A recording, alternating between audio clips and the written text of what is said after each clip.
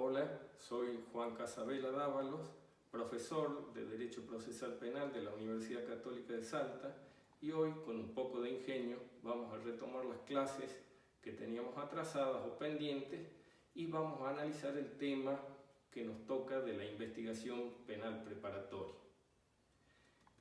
Hemos dicho ya en clases anteriores que para que el derecho penal pueda cumplimentarse o llevarse a la práctica es indispensable un juicio previo.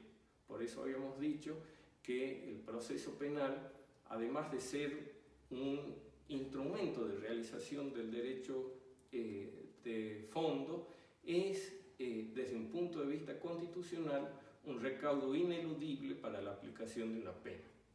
Efectivamente, para que a alguien pueda aplicársele una pena, el artículo 18 de la Constitución Nacional exige necesariamente el cumplimiento de un juicio previo. Nadie puede ser penado sin juicio previo. Incluso además, a este juicio previo le establece una serie de condiciones que a grandes rasgos vamos a repasar con la necesidad de la ley anterior. Nadie puede ser penado sin juicio previo fundado en ley anterior al hecho del proceso. Esta exigencia de ley anterior no solo está referida a el tipo penal previo, sino a que el juicio previo debe realizarse de acuerdo a las modalidades establecidas por la ley. De tal manera, el principio de legalidad no solo está referido a la legalidad y tipicidad penal, sino también a la legalidad procesal penal. El juicio previo debe estar previamente regulado por la ley como garantía constitucional. Por otra parte, el artículo 18 exige que este juicio previo sea llevado a cabo por un juez natural. Este juez natural, es decir, aquel que no sea una comisión especial y que haya sido establecido previamente o con las modalidades previamente establecidas por la ley. Ese juez natural, a su vez, por el artículo 16 de la Constitución Nacional, debe ser, que establece la garantía de la igualdad ante la ley, debe ser imparcial, imparcial e independiente. Es decir, este juez no debe tener ningún compromiso ni interés en comunidad con las partes y a su vez, como dice Alvarado Belloso, debe ser imparcial. Esto significa que no puede cumplir ninguna tarea que le corresponda a las partes. Esto va a generar un problema a los efectos del cumplimiento del juicio previo, que es quien se encarga de la acusación. El juez penal no puede cumplir, por esta condición de juez natural, ninguna tarea que no sea la de juzgar. Por lo tanto, no puede dar inicio oficioso a la realización de un juicio. Por lo tanto, vamos a ver, las constituciones han establecido otro órgano con funciones judiciales, no jurisdiccionales, que van a ser el Ministerio Público Fiscal. A su vez, este juicio previo debe garantizar, a tono con el artículo 16 y la igualdad que exige, la inviolabilidad de la defensa en juicio, tanto de la persona como de sus derechos. Es decir, a nadie o respecto de nadie puede resolverse una pretensión sin haberlo escuchado y darle oportunidad de participación igualitaria. Esta es la garantía, a grandes rasgos, de la inviolabilidad de la defensa en juicio. Volvemos al punto del juez natural. El juez encargado por la Constitución para la realización del juicio previo no puede cumplir las funciones de acusador al mismo tiempo. De ahí el reconocido dicho, nadie puede ser juez y parte al mismo tiempo.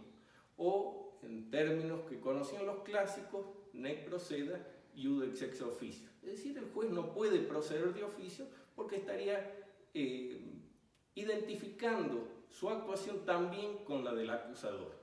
Por lo tanto, tiene que esperar que alguien ajeno a su jurisdicción sea el que provoque el juicio previo con su acusación. Esa acusación, a su vez, no podrá ser atendida si previamente no se ha dado la oportunidad de contestarla a quien se encuentra involucrado con ella.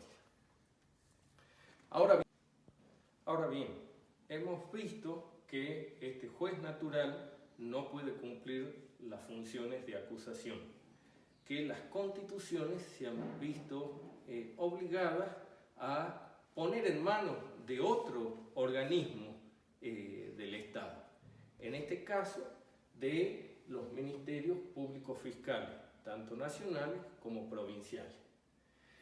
En la Constitución Nacional, el Ministerio Público Fiscal ha sido regulado con la función requirente de la acusación penal en el artículo 120.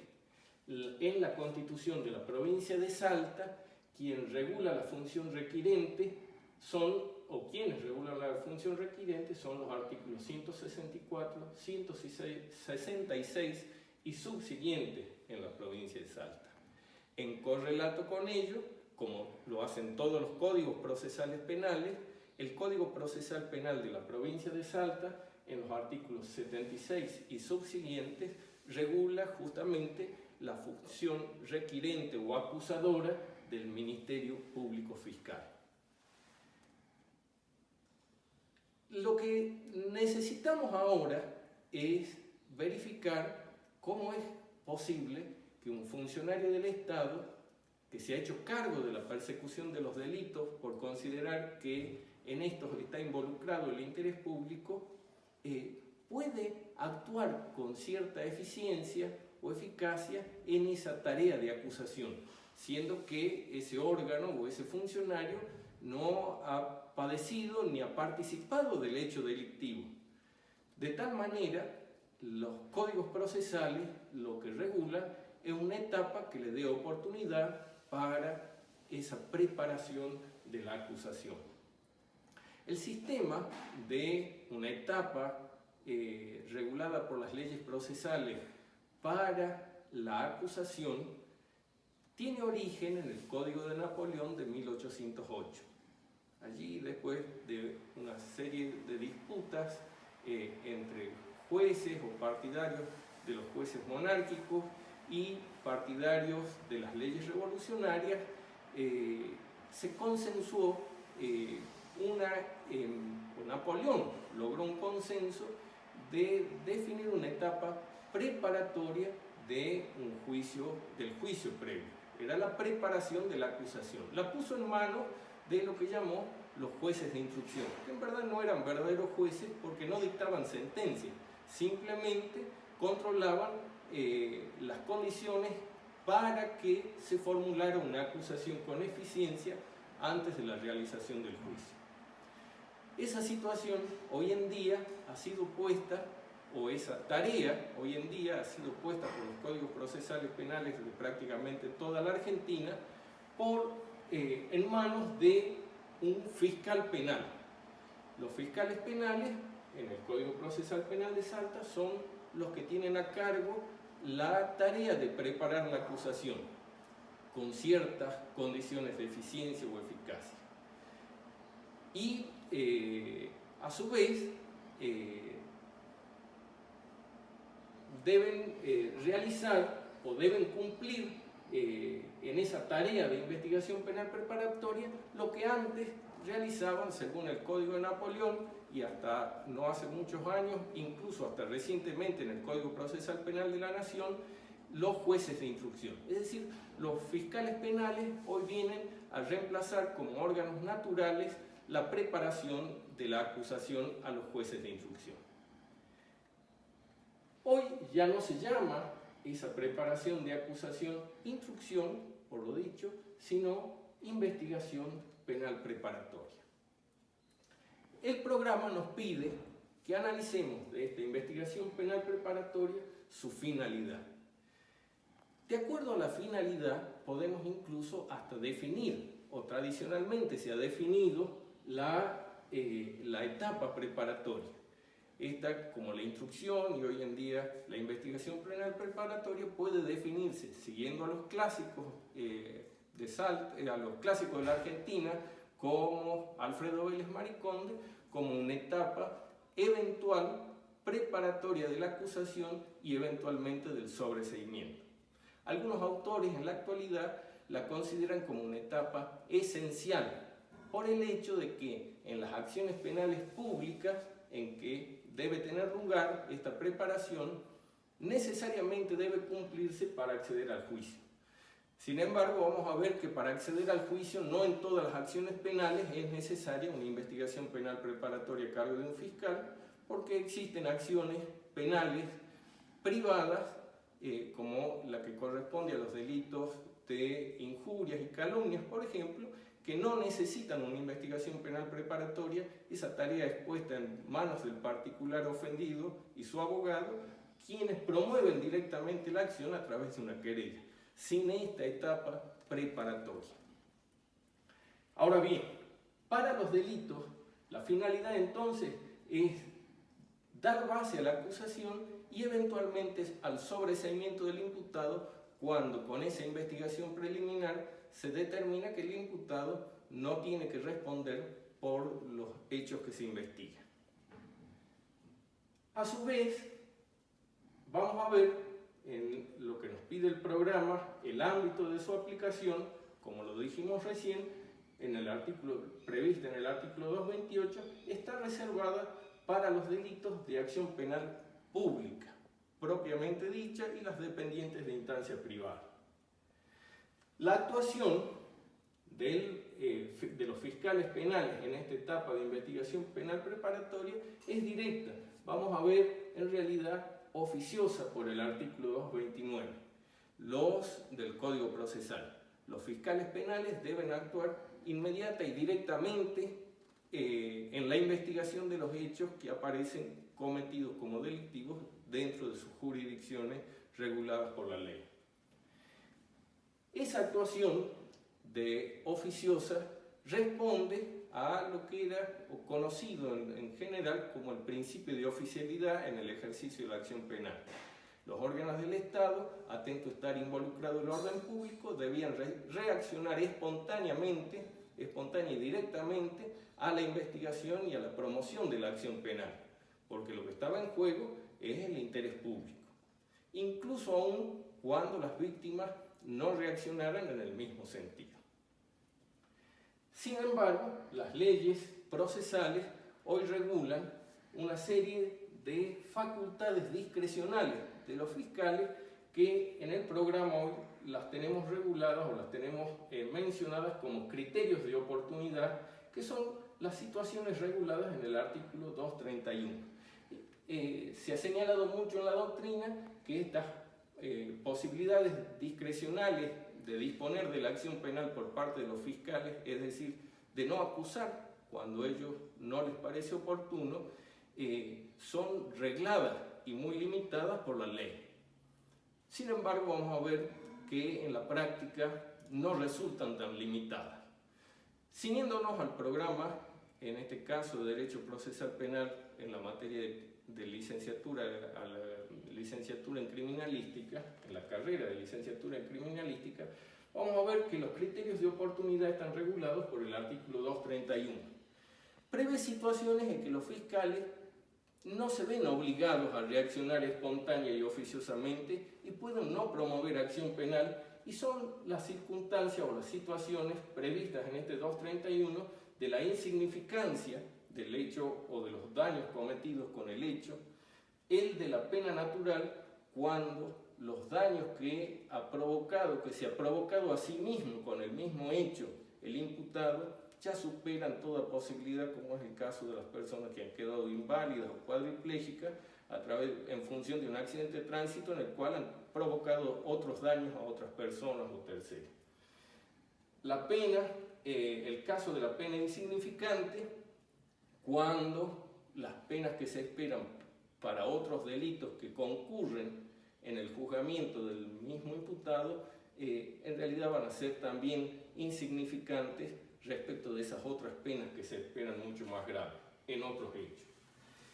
El caso del enfermo terminal, que es la situación prevista, o a los mayores de 70 años, la situación prevista para esas situaciones en las que incluso se espera que la pena privativa de la libertad pudiera cumplirse de manera domiciliaria, también da la posibilidad a que los fiscales dispongan, es decir, no ejerzan la acción penal pública. Además, cuando haya desinterés de la víctima, en los casos de amenazas o lesiones leves, y que la víctima manifieste expresamente su desinterés. En todos estos casos, siempre debe concurrir la circunstancia de que el delito, en el delito de que se trate, la pena mínima no exceda de los 5 años. Pero como les adelantaba, no solo están los criterios de oportunidad reglada como facultativos para los fiscales para disponer hoy en día de la acción penal, sino que los fiscales en verdad tienen amplísima facultad de disposición de la acción, casi al límite, y esto será materia de alguna otra clase, casi al límite de la violación de la garantía de la igualdad ante la ley. Y digo esto porque además los fiscales pueden no promover acción cuando deciden someter el conflicto penal a la mediación prevista hoy en el artículo 235, a la conciliación prevista en el artículo 237 del Código Procesal Penal de la provincia, a las desestimaciones para las cuales están facultados ellos mismos por el artículo 243 del Código Procesal Penal de la provincia y las facultades de archivos que ellos tienen previstas en el artículo 244 del Código Procesal. No vamos a detenernos en estos institutos, simplemente los mencionamos porque no es el motivo específico de la clase de hoy. La investigación penal preparatoria, volviendo a las generalidades, estas son las posibilidades de que el fiscal decida no cumplir esta investigación penal preparatoria. Pero vamos a seguir en las situaciones en donde los fiscales sí van a continuar con esa investigación penal preparatoria. Esa preparación, vamos a ver, tiene como características que el impulso será oficioso. Van a ver ustedes en sus casas, para no demorarnos en la dinámica de esta clase, en los artículos, las características de la oficiosidad en el artículo 229, 246 y subsiguientes del Código Procesal.